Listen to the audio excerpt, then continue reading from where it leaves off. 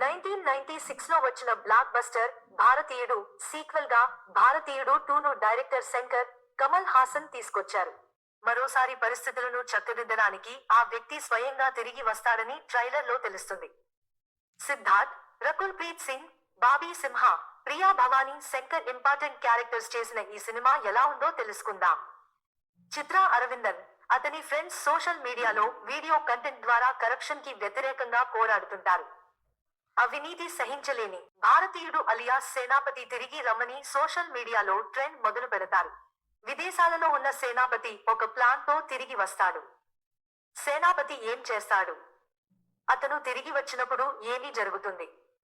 ఈ ప్రశ్నలకు సమాధానంగా భారతీయుడు 2 ఎవరు ఎలా చేశారంటే, కమల్ హాసన్ తన ఐకానిక్ సేనాపతి పాత్రను ప్రెజెంట్ చేయడానికి తన వంతు ప్రయత్నం చేశాడు అండ్ అతను తన పాత్రను చాలా బాగా చేశాడు.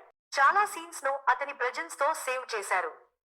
సిద్ధార్థ్ కు ఫుల్ లెంగ్త్ సపోర్టింగ్ రోల్ దొరకడంతో అతని పాత్ర మూవీ అంతటా కనిపిస్తుంది. ప్రియా భవానీ శంకర్, బాబీ సింహ తమ పాత్రల్లో చక్కగా నటించారు. ఎస్జే సూర్య నెగటివ్ షేడ్స్ ఉన్న క్యారెక్టర్ తో తన వంతు ప్రయత్నం చేశాడు. రకుల్ ప్రీత్ సింగ్ గెస్ట్ రోల్ లో ఎక్కువగా కనిపిస్తుంది. లిమిటెడ్ టైమ్ లో బాగానే నటించింది. టెక్నికాలిటీస్. శంకర్ సినిమా అంటే ఎంత గ్రాండియర్ ఉంటుందో ఇండియన్ 2 కూడా ఆ గ్రాండియర్ ని చూపిస్తుంది. క్యాలెండర్ సాంగ్ లో ఇతర సన్నివేశాల్లో గ్రాండ్ విజువల్స్ ఎక్స్ట్రాడినరీగా ఉన్నాయి. ప్రొడక్షన్ వాల్యూస్ బాగున్నాయి. సినిమాటోగ్రఫీ బాగుంది. అనిరుద్ నేపథ్య సంగీతం పెద్దగా ప్రభావం చూపలేకపోయింది. స్క్రీన్ ప్లే ఓల్డ్ అండ్ యూనివెన్ గా ఉంది. అవినీతికి వ్యతిరేకంగా తన మర్మకలతో ఒక వృద్ధుడి పోరాటంగా భారతీయుడు గుర్తున్నప్పటికీ అవినీతిని అణచివేసేందుకు సేనాపతిని ఇండియాకు రప్పించడమే భారతీయుడు 2 సినిమా ఉద్దేశం.